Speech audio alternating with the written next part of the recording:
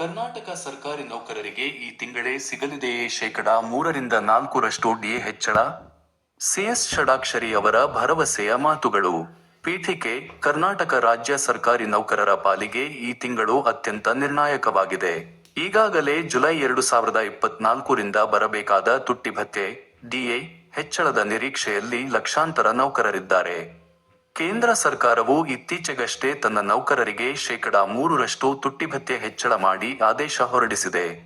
ಇದರ ಬೆನ್ನಲ್ಲೇ ಈಗ ಕರ್ನಾಟಕ ರಾಜ್ಯ ಸರ್ಕಾರಿ ನೌಕರರ ಸಂಘದ ಅಧ್ಯಕ್ಷರಾದ ಸಿಎಸ್ ಷಡಾಕ್ಷರಿ ಅವರು ರಾಜ್ಯ ಸರ್ಕಾರವು ಶೀಘ್ರವೇ ಈ ಬಗ್ಗೆ ಆದೇಶ ಹೊರಡಿಸಬೇಕೆಂದು ಒತ್ತಾಯಿಸಿ ಮುಖ್ಯಮಂತ್ರಿ ಸಿದ್ದರಾಮಯ್ಯ ಅವರನ್ನು ಭೇಟಿ ಮಾಡಿದ್ದಾರೆ. ಡಿಎ ಹೆಚ್ಚಳದ ಲೆಕ್ಕಾಚಾರ ಹೇಗಿದೆ?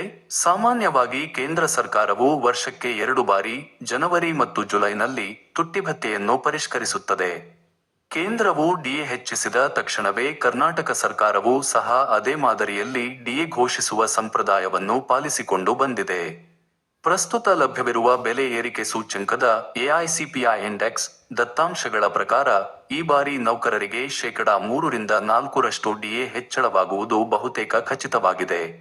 ಒಂದು ವೇಳೆ ಶೇಕಡಾ 3 ಹೆಚ್ಚಳವಾದರೆ ನೌಕರರ ಒಟ್ಟು ಡಿಎ ಪ್ರಮಾಣವು ಗಣನೀಯವಾಗಿ ಏರಿಕೆಯಾಗಿ ಅವರ ಕೈಗೆ ಸೇರುವ ಸಂಬಳದಲ್ಲಿ ಉತ್ತಮ ಹೆಚ್ಚಳ ಕಂಡುಬರಲಿದೆ. ಸಿಎಸ್ ಷಡಾಕ್ಷರಿ ಅವರ ಮಹತ್ವದ ಮನವಿ. ನೌಕರರ ಸಂಘದ ಅಧ್ಯಕ್ಷ ಸಿಎಸ್ ಷಡಾಕ್ಷರಿ ಅವರು ಇತ್ತೀಚೆಗೆ ಈ ವಿಷಯದ ಬಗ್ಗೆ ಸರ್ಕಾರಕ್ಕೆ ಸ್ಪಷ್ಟವಾದ ಬೇಡಿಕೆಯನ್ನು ಸಲ್ಲಿಸಿದ್ದಾರೆ. ಅವರ ಭೇಟಿಯ ಪ್ರಮುಖ ಉದ್ದೇಶಗಳು ಹೀಗಿವೆ: ಶೀಘ್ರ ಆದೇಶ: ಕೇಂದ್ರ ಸರ್ಕಾರ ಈಗಾಗಲೇ ಘೋಷಿಸಿರುವುದರಿಂದ ರಾಜ್ಯ ಸರ್ಕಾರವು ಕಾಲಹರಣ ಮಾಡದೆ ಈ ತಿಂಗಳ ಸಂಬಳದ ಜೊತೆಗೆ ಹೆಚ್ಚುವರಿ ಡಿಎ ನೀಡಬೇಕು.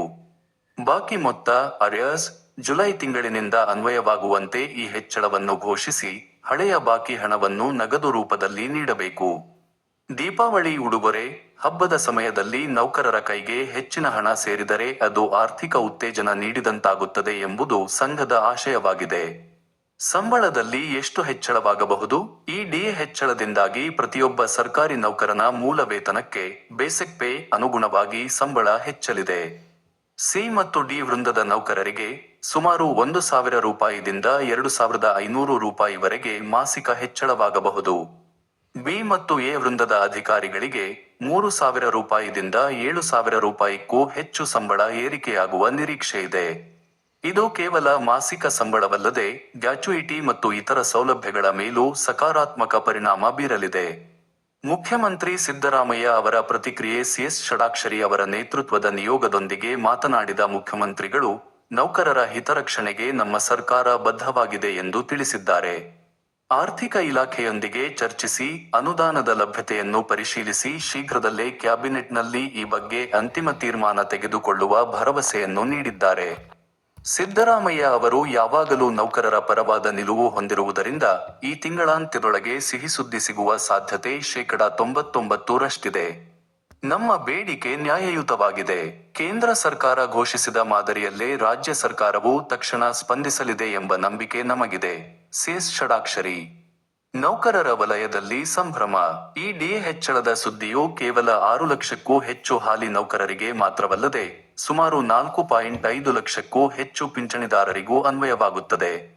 ದಿನನಿತ್ಯದ ಅಗತ್ಯ ವಸ್ತುಗಳ ಬೆಲೆ ಏರಿಕೆಯಿಂದ ತತ್ತರಿಸುತ್ತಿರುವ ನೌಕರರಿಗೆ ಈ ಶೇಕಡಾ 3 ರಿಂದ 4 ಹೆಚ್ಚಳವು ದೊಡ್ಡ ಮಟ್ಟದ ನಿರಾಳತೆಯನ್ನು ತಂದುಕೊಡಲಿದೆ.